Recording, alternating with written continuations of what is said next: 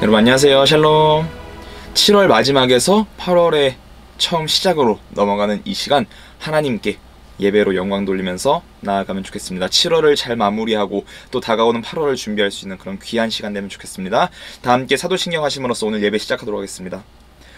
나는 전능하신 아버지 하나님, 천지의 창조주를 믿습니다. 나는 그의 유일하신 아들 우리 주 예수 그리스도를 믿습니다. 그는 성령으로 잉태되어 동정녀 마리아에게서 나시고 본디오 빌라도에게 고난을 받아 십자가에 못 박혀 죽으시고 장사된 지 사흘 만에 죽은 자 가운데서 다시 살아나셨으며 하늘에 오르시어 전능하신 아버지 하나님 우편에 앉아 계시다가 거기로부터 살아있는 자와 죽은 자를 심판하러 오십니다. 나는 성령을 믿으며 거룩한 공교회와 성도의 교제와 죄를 용서받는 것과 몸의 부활과 영생을 믿습니다. 아멘. 오늘 함께 보실 말씀은 사사기 17장 1절부터 3절까지의 말씀입니다. 에브라임 산지에 미가라 이름하는 사람이 있더니 그의 어머니에게 이르되 어머니께서 은 1,100을 잃어버리셨으므로 저주하시고 내 귀에도 말씀하셨더니 보소서 그 은이 내게 있나이다. 내가 그것을 가졌나이다 하니 그의 어머니가 이르되 내 아들이 여호와께 복받기를 원하노라 하니라.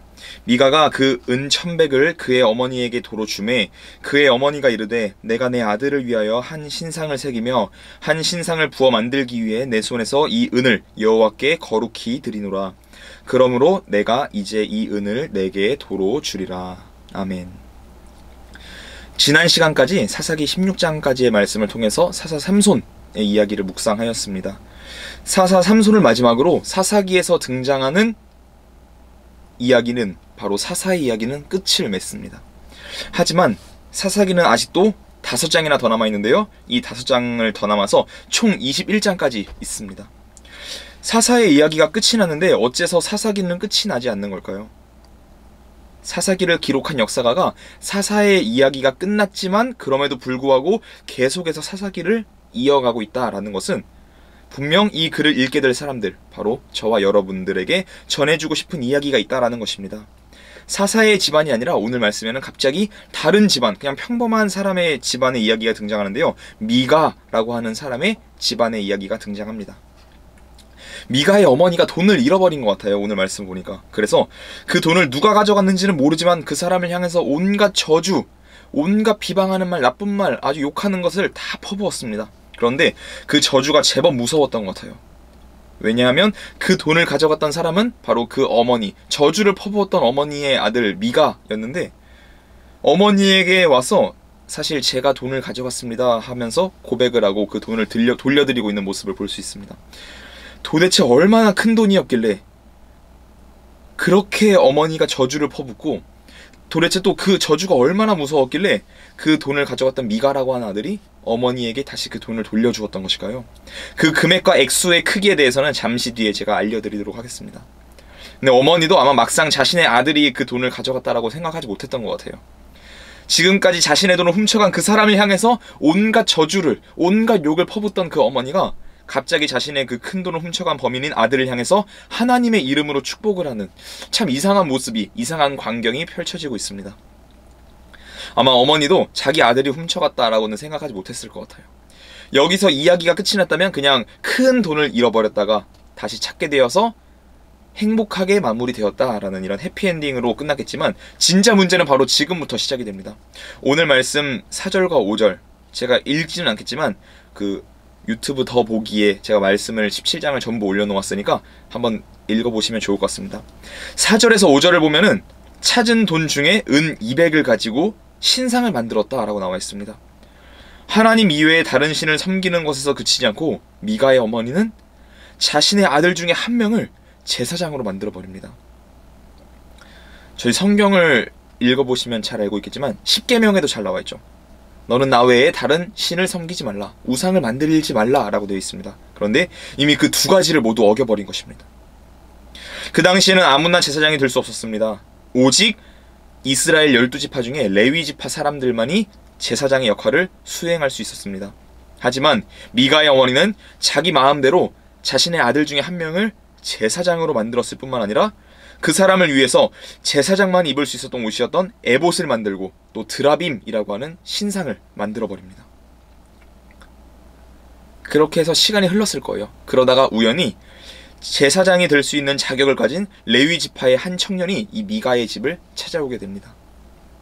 그리고 미가의 어머니, 미가 집안의 사람들은 어떻게 했죠? 그 레위 지파의 사람을 자신을 위한, 바로 미가의 집안만을 위한 제사장으로 만들어버립니다. 미가의 어머니가 그 레위 청년에게 이렇게 제안해요.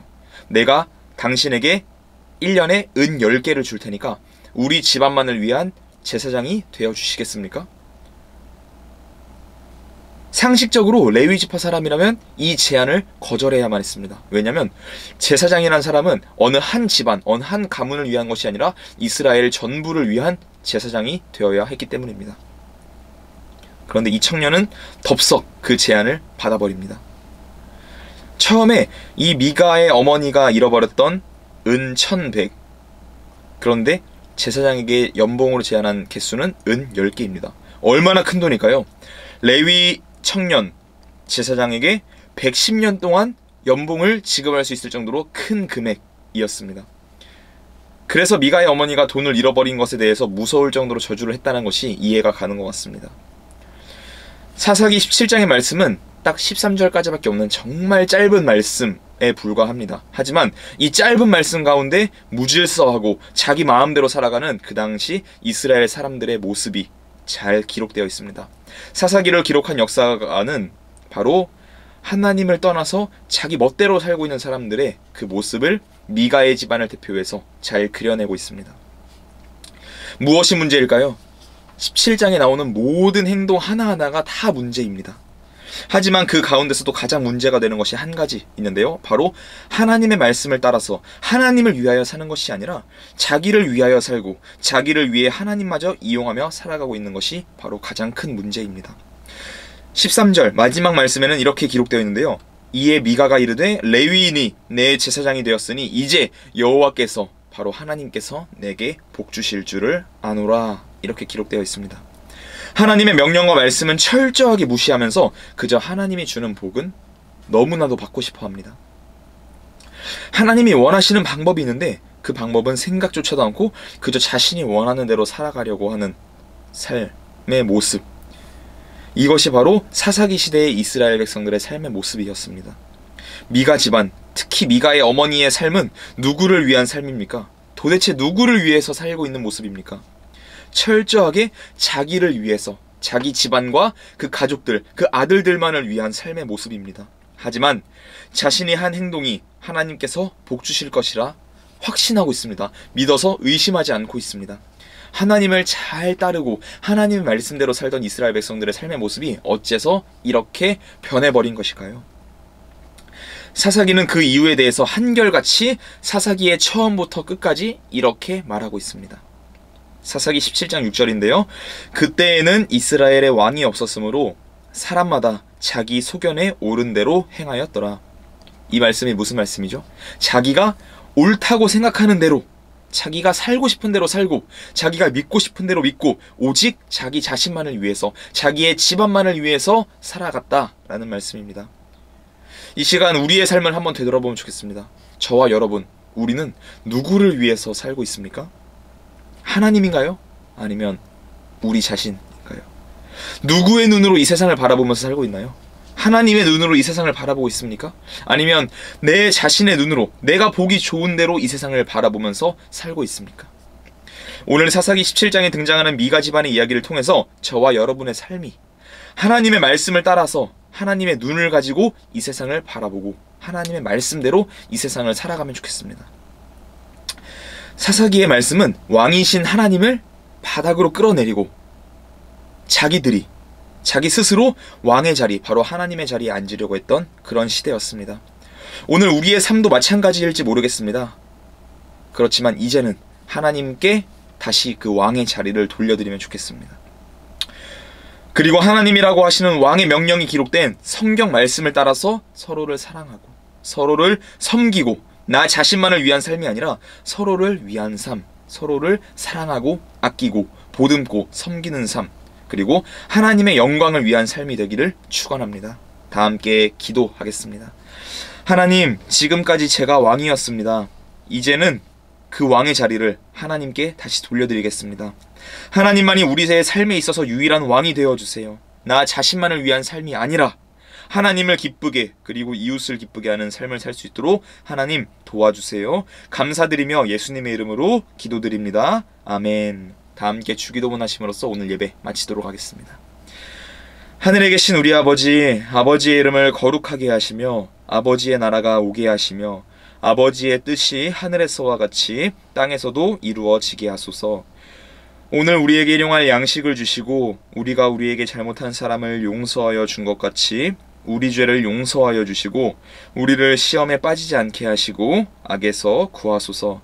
나라와 권능과 영광이 영원히 아버지의 것입니다. 아멘. 감사합니다. 이번 한 주도 그리고 다가오는 8월도 하나님을 왕의 자리에 놓고 하나님의 눈으로 이 세상을 바라보면서 살아가는 저와 여러분 되면 좋겠습니다. 샬롬. 감사합니다.